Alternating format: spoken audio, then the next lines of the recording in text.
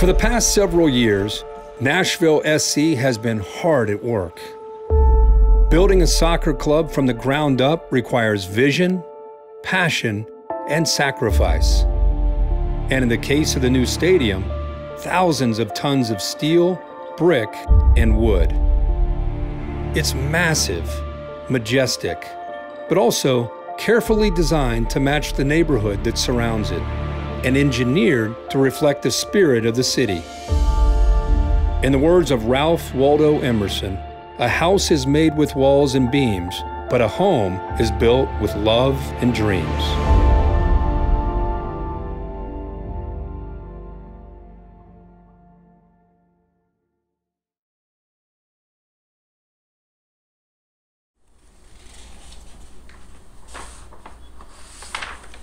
I remember John Ingram saying, his vision overall for the team really was something for everyone. This should be accessible and it should have different price points. And so the early part of the journey was about what does that mean? And that involved going around other stadiums in soccer in this country and other countries, in taking the best ideas really and then kind of bringing them to life in a document with the architects.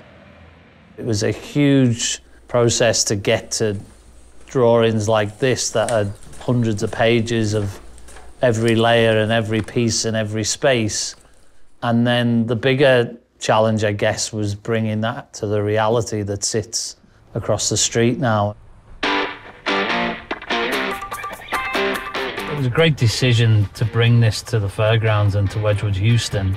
And, I often use this phrase that we've been building the biggest house in the neighborhood, so we have to be a good neighbor. And part of that was actually some of the decisions, as you'll see, of the materials we chose to build this stadium.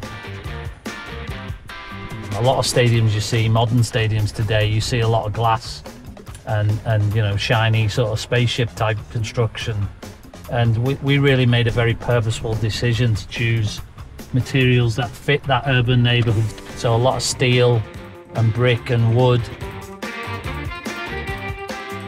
There literally is no bad seat in this building. There's no obstructed views, there is no nosebleed. You can see that the steepness of the seats is much greater than most stadiums. The furthest seat away at the back row is 150 feet from the touchline of play. For people in Nashville, if you put that in perspective, that's about halfway up the club section in Nissan. Those front seats are literally almost within touching distance of the players. And that's only possible in a soccer stadium. The fans are creating their own atmosphere, their own songs, their own energy. The closer they are to what's going on the field, the bigger the whole cauldron becomes and the hotter it becomes. And you've either got your own fans kind of pushing you on to keep going, or if you're the opposition, you've got that bearing down on you from a pressure point.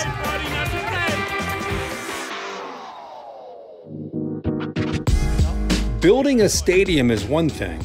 Keeping it up and running is an entirely different challenge. That's where Scott Neal comes in.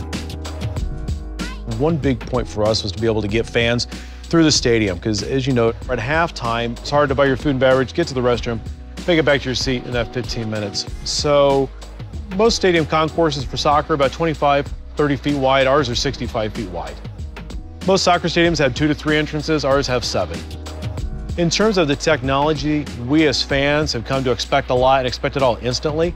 The Wi-Fi, the DAS, which is distributed antenna systems to allow carriers to be able to strengthen their signals. So take that picture and send it out to the world instantly.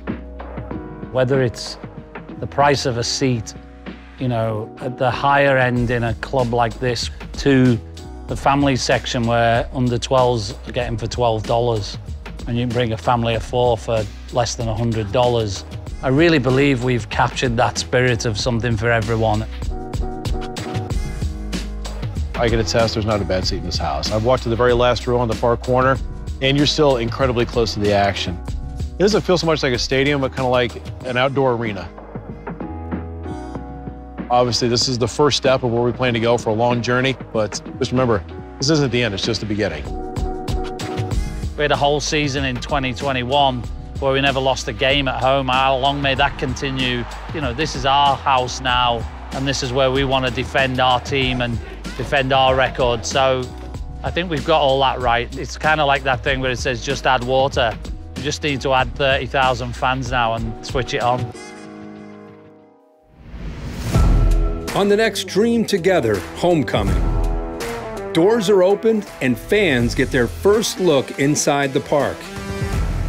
And we see what it really takes to keep things pitch perfect.